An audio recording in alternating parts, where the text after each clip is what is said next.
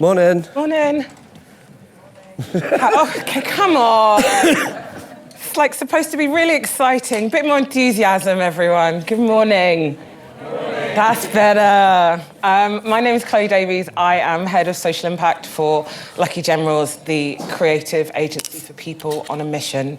Proudly got to work on, I guess, my favourite campaign, which is Virgin Atlantic, and I'll speak to you all a little bit about that later on. But this happened in the most random of ways. So I have been a committed fangirl of Henry Holland for a very long time, and I saw the agenda line up and said to Sam, I'd love to attend, and Sam went, actually, do you want to interview Henry? So this is like a 40 tick list for me this year.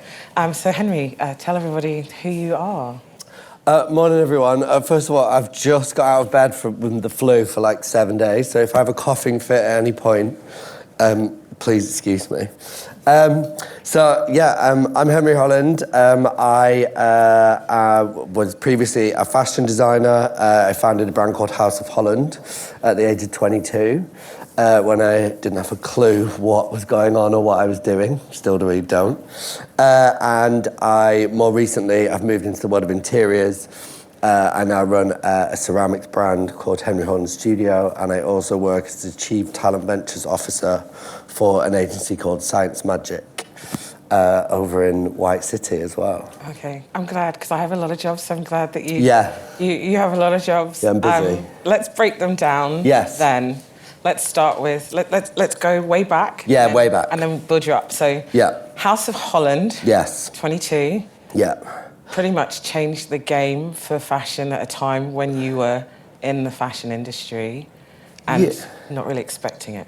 Yeah, I guess so. I think so many things I learned from House of Holland, I learned in hindsight. Mm-hmm. At the time, as I said, I just was 22 and just young and dumb and thought I knew exactly what was going on, and I didn't.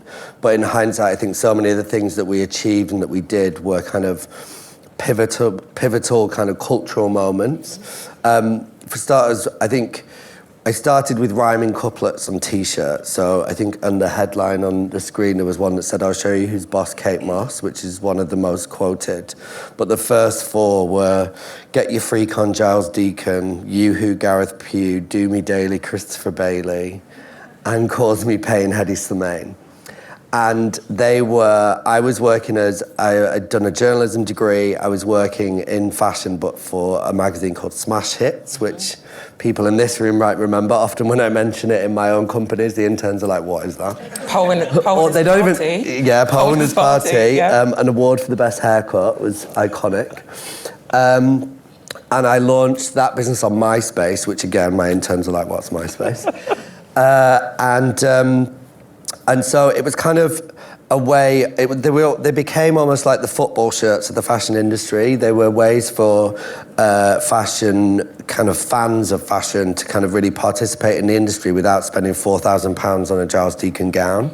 They were able to spend £50 on a T-shirt and really tell people, these were up-and-coming designers, so they were able to tell people around them that they knew their stuff about fashion and about the industry, and also that they had a sense of humour. And this was before Twitter, before Instagram. It was before fashion brands really harnessed the power of social media in any way, or even understood that actually to let their consumers in the kind of facade was the best way to interact. And it was still a very closed industry where, their creative directors were these kind of guarded people in these ivory towers and you didn't know anything about them. Whereas now you've got Donatella Versace doing the Ice Bucket Challenge with two men in a Speedo. That's the journey we've gone on in such a short space of time. And so I kind of was, in hindsight, kind of at the cusp of that change. And so, I started those T-shirts, and then I didn't have any plan or any kind of, goal to start a fashion brand at all. I still had a full-time job at Smash Hits. Well, I was at Bliss by that point, another magazine. And then they just took off, and I sort of realised the opportunity, and I sort of ran with it, and then built it into a global fashion brand, and we ran for 15 years. It's amazing. Yeah. Absolutely amazing. What were your favourite moments, or actually, what's your favourite collection? That's like asking what's your favourite child. We all have one. Which we all have, but you don't talk about it. I've got two. It's my... No, I'm only joking. Yeah. I think my favourite moments, every single season, like a fashion show is it's a sort of punctuation mark every 6 months of the work and the blood, sweat and tears that you put into that industry. It's the pace of the work is insane. Now that I'm in the world of interiors, everyone I work with is like, you're going too fast, slow down. And I'm like, grow up. I'm like, if I was still in fashion, I'd have done 10 collections by now and marketed them and shot them and sold them and traveled the world with them. Like, get on with it. There's much, it's kind of getting used to this new pace. But the fashion shows every year, every season were just such an amazing moment. Seeing it all to come together, like my entire family from all over the country would come. One of the front rows would just be my entire family dressed to the nines in my previous collections. The other side would be like celebrities and press. So it was always just an amazing moment personally and professionally. I think one of my favourite ones is sort of one I did that was all tartan. I kind of did this play on how young we were as a brand and sort of went for the most heritage British cloth, which was a tartan. I had my own tartan registered at the tartan registry in Scotland. I had it woven and shrunk and washed in a Scottish stream. It was like the most traditional way of doing this fabric. And Agnes was my best friend at the time, who then became a very famous supermodel, turned up to do the show the night before with the worst case of conjunctivitis you've ever seen. She was like, I can't do it. I was like, yes, you can.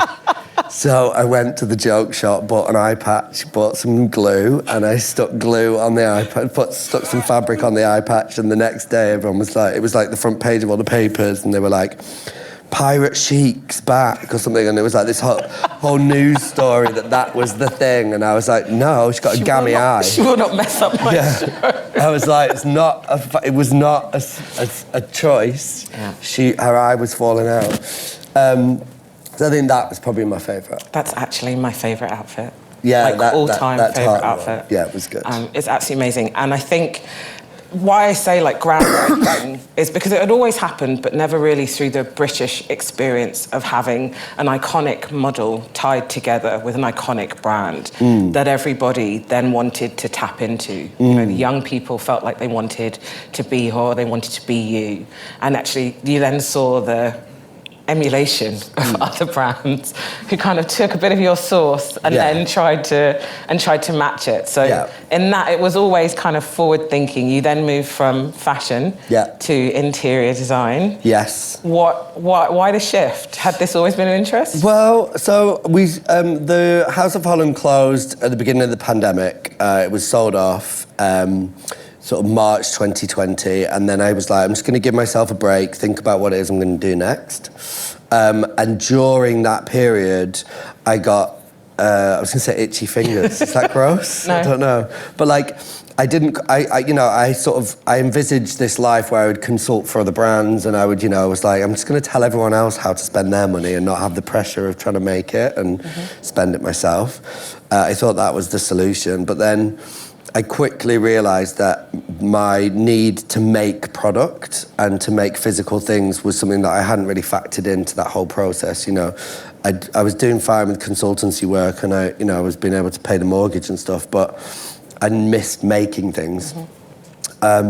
And so I started having ceramics lessons in my evenings down the road from my house. And this was kind of, as lockdowns were just getting more and more intense, like every few weeks, it was like, oh, you can't go to this, or you can go to this, and then... Lockdown 4, yeah. And then ceramics was a question, is it educational?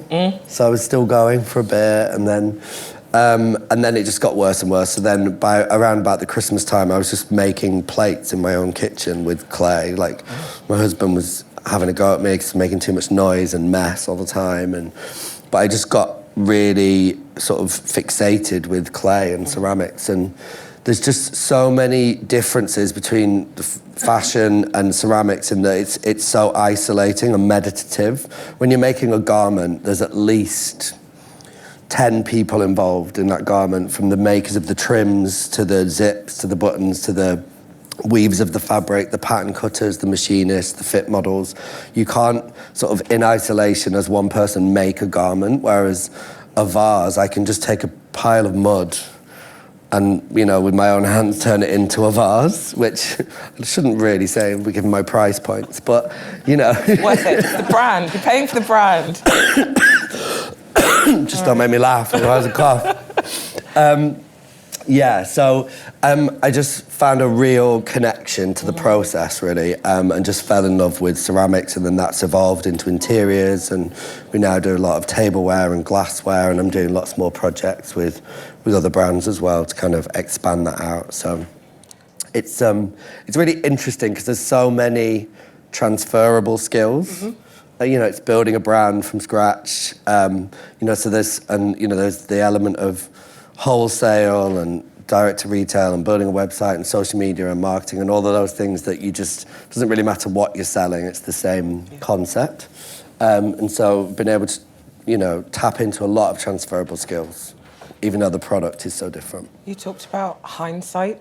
Yeah. And you've built two really strongly viewed iconic brands.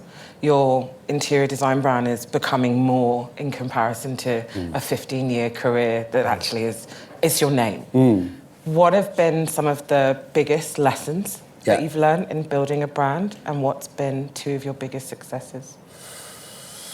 I think my biggest lessons are probably the more boring kind of, well, I call them boring, like financial ones. Financial education is necessary. Financial education is very necessary, but like, you know, I will always overspend on things because I want to build the biggest and the best and the most exciting brand that I possibly can. So I would always overspend on shows and collections and marketing things, and, you know, I'm not as good at watching the pennies as I am as like, but look at what we can achieve, look at what it can look like. I think that's just, you know, getting carried away with the enthusiasm and the excitement of everything, which I think I find challenging not to kind of buy into. I think that's definitely my biggest lesson. And then in terms of biggest successes, I think it's always the people around me and the team. You know, like if I can build a company that I miss by Sunday afternoon, then that for me is a huge success. You know, with my fashion company, I worked with some of my oldest and best friends. I started the company with my friend Jessica, who I met at 11 years old at senior school, and we were together pretty much every day until the company finished. So, I mean, you know, we're still together most days as well. I haven't cut her off. But yeah, like just the atmosphere and the energy within those companies, I think, is what I really see as success. And, you know, the camaraderie and the team nature of it, and the fact that the people love working there and we have the best time. I think House of Holland in particular was a brand that was built on fun. Which is amazing when you're having fun, but it actually makes it so much harder when you're not. Like people sometimes ask, what's your worst collection? I have one, and I'd been dumped the morning of the show. Oh, no. But it was just like the whole thing, just like being heartbroken and trying to create a collection where your heart and soul is being put into a creative output and you're miserable I'm not Adele. I don't want to sit in a room and write 15 songs about being heartbroken and it'd be the best body of work of my life. I want to be at parties 5 nights a week and making clothes based on that. I'm not the person that's like inspired by misery. Okay. Happiness over everything. No offense to Adele. Obviously. That's okay. I'm literally like, I don't want to be her enemy. Yeah, no, me neither. No. Brand identity, and I guess we're kicking off today. The theme of this morning is excellence, resilience, disruption, and inclusion. Yeah. I think everything that you personally embody alongside the work that you do, how important is it for that to match up in authenticity? I think because for a lot of brands, they'll try. We also get that element where they mean well, and sometimes it can come across tokenistic. Sometimes there's not a depth of knowledge. But how important is it to have people that truly walk the walk and talk the talk inside? That's really interesting in terms of what I'm doing more recently, actually, with ScienceMagic as well. So with my brands that I founded myself, they are just extensions of me and my personality and my friendship group. And I think some of the biggest compliments I ever had about some of my collections were people would say that the dresses looked like me, and they couldn't elaborate on it any more than that, but they were like, they just have such a personality that they felt like they looked like me, which I think is, for me, that's job done, because as I said, as a creative, you put, a piece of yourself into every bit of creative output. And then what I'm doing with ScienceMagic is I'm working with talent to co-found and build talent-led businesses. And so that authenticity and the walking the walk and talking the talk is a huge part of what I'm instilling into these co-founders, and just saying, we have a lot of inbound requests, people coming to us and being like, oh, I want to start a new cosmetics brand. And I'm like, why? Do you have great skin? Looking at it, I don't know about that. But that's my first question, It's like, why do you want to do that? I'm not, as a business, we've made a kind of a commitment that we're not there to make rich people richer. That everything we do has to be purpose-driven, there has to be a reason behind it, and not just a reason, but also a purpose kind of for the greatest good of the world as well. And so that authenticity and, like diversity and inclusion is something that has to just come naturally, and if it doesn't, then it's a problem. It's instantly, you can instantly call it out, and you can instantly see that it's fake and it's disingenuous, and it can be so much more of a negative than it is a positive of somebody trying to participate in something. I'm gonna come to this in a second. If anyone, I'm being interactive. If anyone has any questions, Sebastian, my very nice support in the corner. So please just put your hands up if you have one for Henry, and we can do that. Just interrupt us at any point. Yeah, real talk though. Yeah. Because I guess from my experience, it's not always easy to have that question. When you're talking about let's really be authentic and be purpose-driven. Yes. Sometimes the reality and the actuality are different. Yes. How do you navigate that as someone who's built brands and as someone who's advising other people to build their own brands? There's two different answers, I guess. For myself, it's something that is a part of what I want to be and what I want to do as part of my work, as part of my output. So it's something that we don't kind of put in a meeting to sit down and think about it.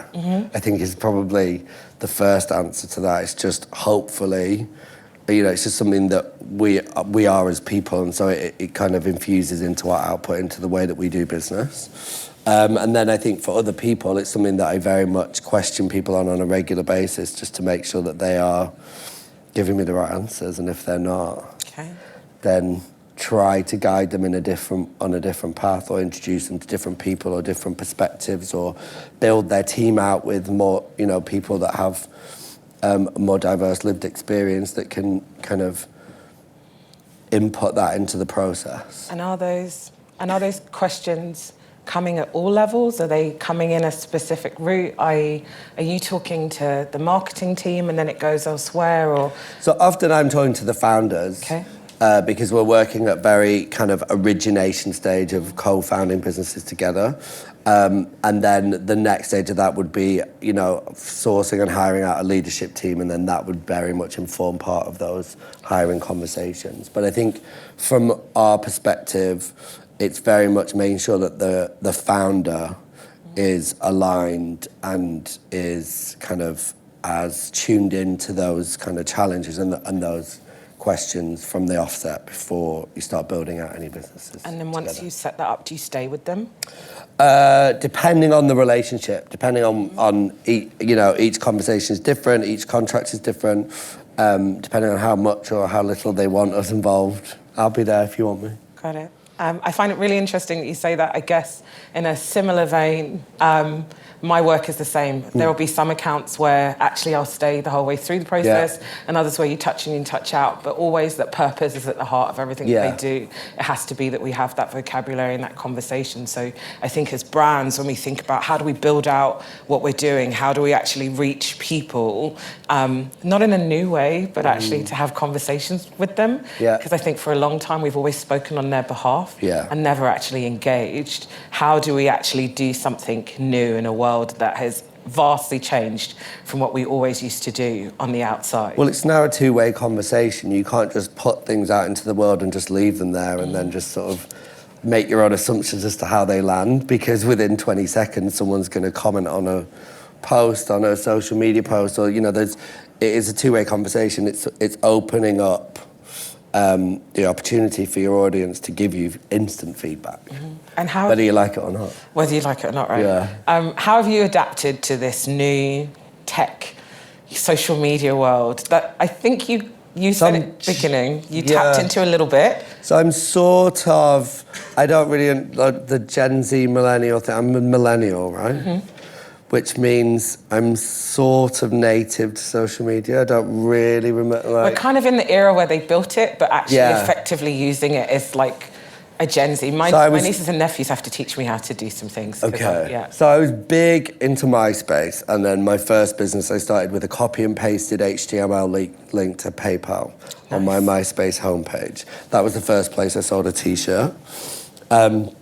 So that, and then Twitter. I was quite into Twitter when that first started. I can't deal with it now. I'm not strong enough for the trolls, so I just leave it.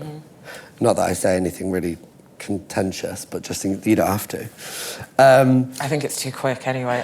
I'm there to observe. Oh yeah, just observe. And then sort of, I sort of adopted social media as a marketing tool really early on. I think just because when I started my brand, I was, as I said, I was like 22, 23.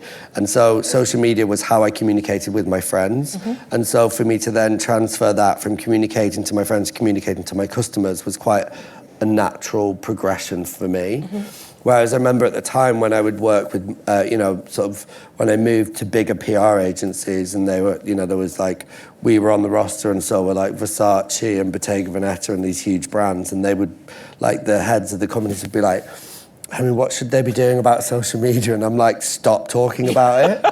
Stop having board meetings about should we start a Twitter page. It's like, just give Donatella a phone and let her tweet for 24 hours and it'll, be perfect. But there was, at the time, there was an element of overthinking.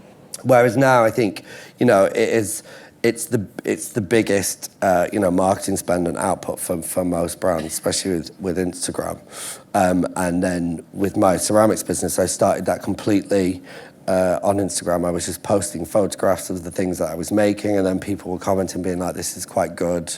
All my friends are doing pottery classes, and I'm telling them it's good, but it's actually shit. Yours is actually quite good. And so then that's how I started selling it, just through DM, like direct messages on my Instagram. So social media has always been a really important part of the start of my businesses, and just sort of that instantaneous feedback that it sort of allows and that it gives you.